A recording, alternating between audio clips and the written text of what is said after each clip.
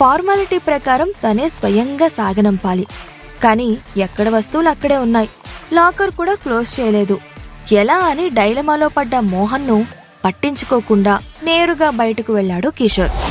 Kishore వెళ్లినప్పట్నుంచి room బయట tension గా పొళ్లు కొరుకుతూ అటూ ఇటూ తిరుగుతూ వెయిట్ చేస్తోంది కుందన. ఇతను లోపలేమడిగాడో తెలీదు.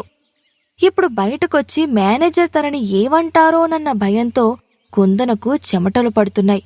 ఒకవేళ కిషోర్ బ్యాంకు రాబరీ కోసం ప్లాన్ చేసుంటే అన్న ఆలోచన మొదలవ్వగానే కుందన ఇక ఆగలేక లోపలికి వెళ్లడానికి డోర్ ఓపెన్ చేసింది.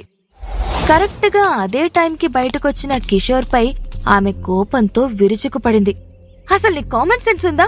నీకక్కడ పర్మిషన్ లేదు, వెళ్లకూడదని చెప్తూ ఉంటే కూడా వినిపించుకోకుండా నేరుగా లోపలికి వెళ్తే ఏమనర్థం?